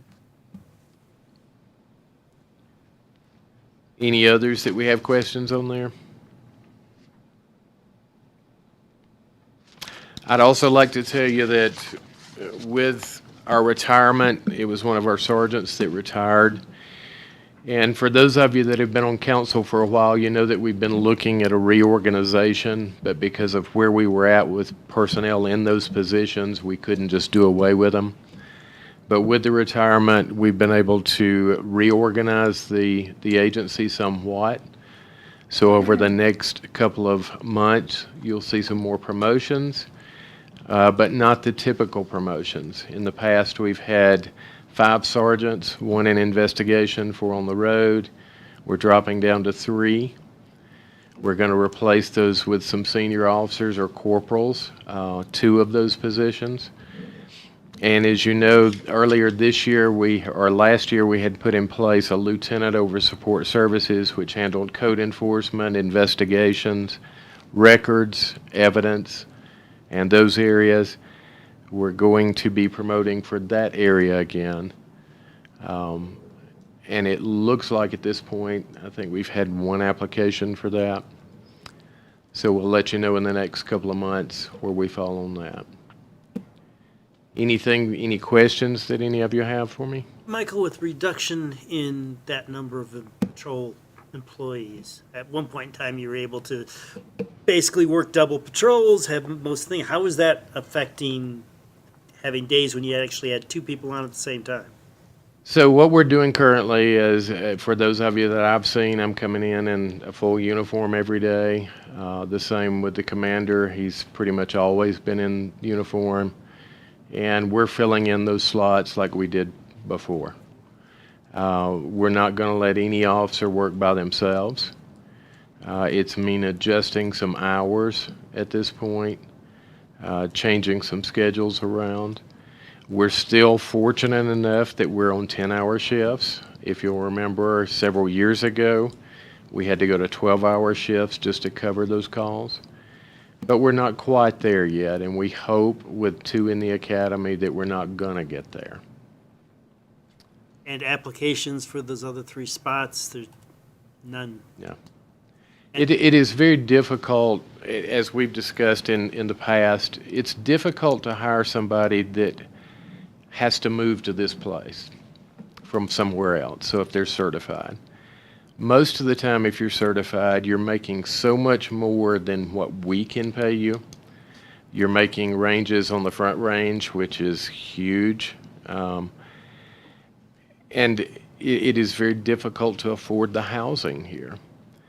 So what we've done for the past several years is we've relied on local people that wanted to go to the academy. For several years, it was not a popular field. Nobody wanted to go.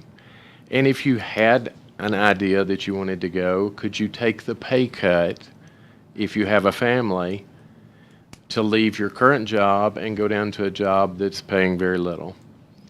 And we hope that we've adjusted over the years to take that up. I can tell you that one of the gentlemen that's in the academy that started January the 6th, he left one of the coal mines. So he cut his salary in half, but he was able to do that, and he is now in the academy. It's very difficult for a lot of people to be able to say, I can cut my salary in half to start a new career. One of the other gentlemen that went to the academy, he was a county employee with Road and Bridge. So he's in the academy. We had to, unfortunately, this year send him to Delta, so it's a little further away than we'd like. One of the other costs that we've seen that we're going to have to incur is, past years when we could send them to Flat Rock, Adams County provided at their substation housing. Everybody has stopped providing housing now. So it doesn't matter where we send them to the academy, we have to provide housing wherever they go. So we've been fortunate with the two we have, but that was 2 applications that it took us a year to get to send somebody to the academy. And again, we're not the only agency facing that. You've got Steamboat, you've got Hayden, you've got the sheriff's office here, you've got agencies all around us that are having the same issue. It's unfortunate, but we'll get through it. Have you had any luck, or have we talked to the college and see if they can offer that curriculum? We tried that several years ago. The college, at one time there was an academy here that was taught through the college. The problem is we're so remote and rural that you dry that pool up in a matter of a couple of years. Mm-hmm.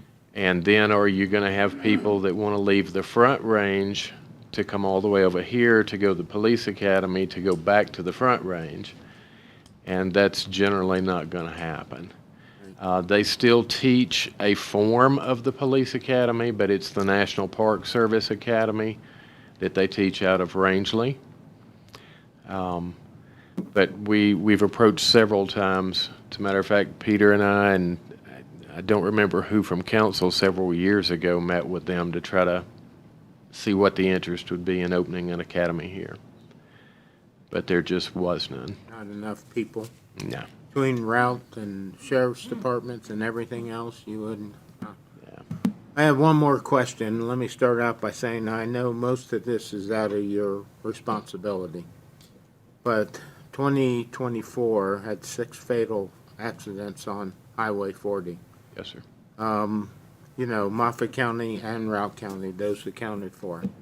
400 crashes, 5,600 people a day, commuters, leaving Craig. Is there any talk interagency about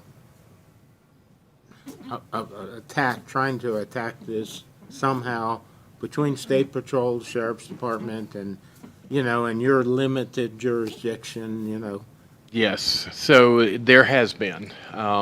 We discuss it quite regular. The problem has been, as you know, the State Patrol is responsible for a majority of that. Right. There's very little of the state highway that runs into the city. And the problem with the State Patrol is they're in the same situation we are. They have been extremely low-staffed. And that makes it difficult when you've got one officer that has to work all the way back east. It makes it difficult to be there. And I can tell you it's just as disheartening for me as anybody because my family travels 40. My family and I have to travel 13. And you can see that there's a huge influx of traffic on 13 now. Although most of the fatalities have been on 40. So I did read an article. I haven't got to talk with the captain from the troop up here, that they're going to, because they have been able to increase staff over this past year with their academy, and that they're trying to increase enforcement and presence on Highway 40. But again, even at full staff, you don't have enough to work 24 hours a day, 7 days a week for the State Patrol. It's usually a daytime job and call out when you have one of those accidents in the evenings. Very unfortunate, but we try our best. And I think if you look at our particular numbers, the speeding citations have dropped quite a bit, but the overall in citations have increased. And the speed is for two things. You can't always catch them. You know, especially as you reduce staff, part of our responsibility is not just traffic, we have to answer calls. So it might be a domestic, it might be, it could be a fight, it could be an intoxicated person.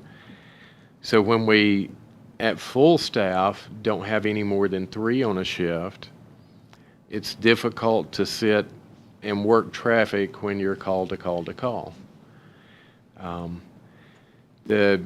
The state has definitely been able to step up. As you know, we work well with the sheriff's office. They try to help in the area, but they have a very large area to cover and they're short-staffed.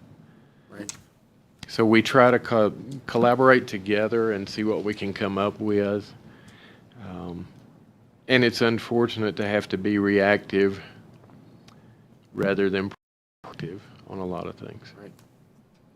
Well, just working on it. The best thing is to get some of that traffic off the road, so. Yes, sir. Any questions for the police chief, comments? Thank you, chief. Hearing none, let's move on to item 11, executive session. So whoever makes this motion, please include the statute and what we're going to do. I'll make a motion to go into executive session pursuant to CRS 24-6-402 for F1 to discuss personnel matters, but specifically to complete the annual review of the city manager and city attorney. Second. Have a motion from Councilmember Looper and second by Councilwoman Gottschall to go into executive session pursuant to all of the pertaining statutes. Any discussion? Hearing none, all in favor? Aye. Okay, we'll adjourn slightly while we clear the personnel out of the room.